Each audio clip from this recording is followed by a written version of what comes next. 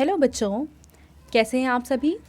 चलिए इस वीडियो में हम समझेंगे कक्षा 3 की वर्कशीट नंबर 60A, जो कि 2 सितंबर 2021 की वर्कशीट है और आज का विषय है हिंदी। और बच्चों, आज हम हमारी पाठ्य पुस्तक रिमझिम से एक पाठ पढ़ने वाले हैं जो कि है बहादुर बित्तो। तो बच्चों, यहाँ पे आप अपना नाम लिखेंगे और यहाँ आप अपनी टीचर का नाम लिखेंगे। तो चलिए शुरू करते हैं। नमस्ते प्यारे बच्चों, आशा करते हैं कि आप सभी स्वस्थ और खुश होंगे। बच्चों, हमने बहादुर बित्तो पाठ को अच्छे से पढ़ा। आइए अब इस पाठ में आए निम्नलिखित वाक्यों को दोबारा पढ़ते हैं और देखते हैं कि इन वाक्यों में क्या खास छिपा है। तो यहाँ देखो, हमारे पाठ से 3 वाक्य दे रखे हैं। इसको पहले तो हमें ज़ोर से पढ़ना है। तो चलिए शुरू करते हैं। भूख के मारे शेर के पेट में चूहे कूदने लगे। अब देखो, पेट में चूहे कूदने लगे को इन्होंने हाईलाइट कर रखा है। दूसरा है, आज एक राक्षसी से पाला पड़ गया। पाला पड़ गया को इन्होंने हाईलाइट कर दिया है। और तीसरा वाक्य है कि भेड़िए और शेर को एक साथ बंधा देखकर किसान के होश हवास उड़ गए। तो यहाँ पे होश हवास उड़ गए शब्द को हाईलाइट कर रखा है। ठीक है। अब गहरे रंग के शब्द साधारण शब्दों को विशेष अर्थ दे रहे हैं, जैसे कि भूख के मारे पेट में चूहे कूदने लगे।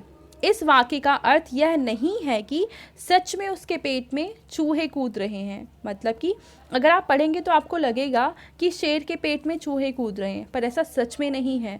बल्कि पेट में चूहे कूदने का मतलब होता है कि शेर को बहुत तेज़ भूख लग गई है। यानी किसी के भी पेट में चूहे कूद रहे हैं का मतलब ये होता है कि उस इंसान को बहुत तेज़ भूख लग रही है। ठीक है। अब ऐसे ही शब्दों का एक ऐसा समूह जो सामान्य अर्थ ना देकर कोई विशेष अर्थ प्रकट करे और जिससे वाक्य रोचक व मज़ेदार बन जाए, उसे हम कहते हैं मुहावरा।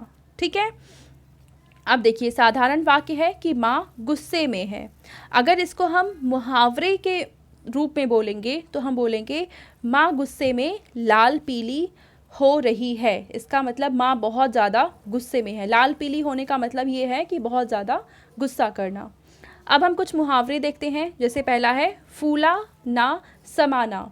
इसका मतलब होता है बहुत प्रसन्न होना। जैसे कि हम कह सकते हैं कि राम ने नई गेंद खरीदी और वो फूला ना समा रहा था। तो इसका मतलब है कि राम नई बॉल खरीदकर बहुत ज़्यादा खुश हो रहा था। अगला है पाला पड़ जाना। जैसे कि ये वाक्य था कि आज एक राक्षसी से पाला पड़ गया। तो पाला पड़ जाना का मतलब है सामना हो जाना। यानी कि ये जो इंसान ये वाक्य बोल रहा है वो आज एक राक्षसी के सामने आ गया था। और उसके बाद है आँखों का तारा होना। इसका मतलब है कि बहुत प्यारा होना। जैसे अगर कहें कि राम अपनी माँ की आँखों का तारा है, तो इसका मतलब होगा कि राम अपनी माँ का बहुत ही लाडला बच्चा है। यानी उसकी माँ राम को बहुत ज़्यादा प्यार करती हैं।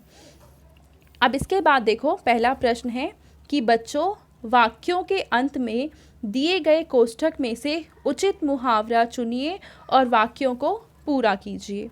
तो हमें इन वाक्यों को पूरा करना है। हमें यहाँ पे मुहावरे दे रखे हैं, दोनों में से सही मुहावरा छांट कर हमें लिखना है। जैसे पहला इन्होंने कर ही रखा है कि आलू की चाट देखते ही मेरे मुंह में पानी आ गया। तो हमने पहला वाला चूज़ किया।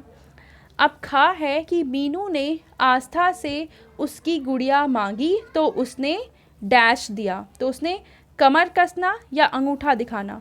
कमर कसना का मतलब होता है कि मेहनत करने के लिए रेडी रहना, और अंगूठा दिखाना का मतलब होता है कि किसी काम से मना कर देना, वो ना करना।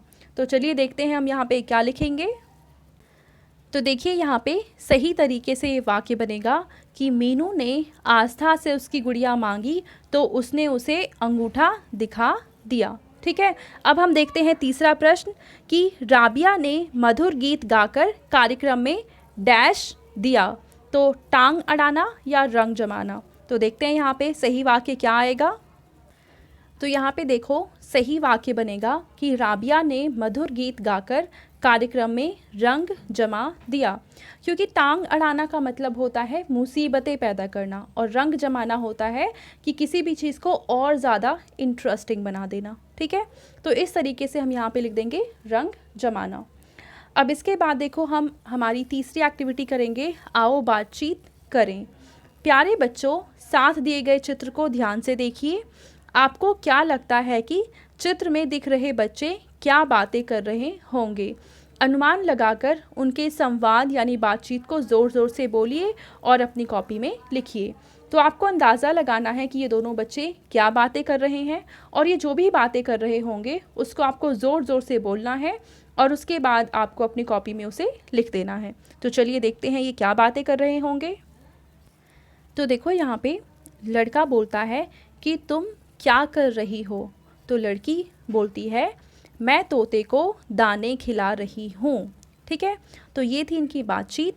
अब देखते हैं वर्कशीट में आगे क्या कहा है।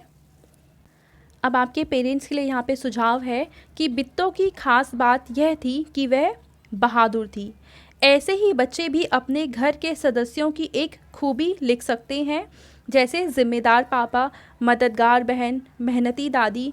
तो आप भी अपने घर के सभी सदस्यों के बारे में कुछ कुछ खास बातें बताएंगे जो आपको उनमें पसंद है। ठीक है, तो ये थी आज की हमारी हिंदी की वर्कशीट। आई होप ये वर्कशीट अब आपको बहुत अच्छे से समझ में आ चुकी होगी। और बेटा अगर आपको ये वीडियो अच्छी लगी है तो इसको लाइक कर दो, अपने फ्रेंड्स के साथ शेयर कर दो और इस चैनल को सब्सक्राइब कर लो। Thank you.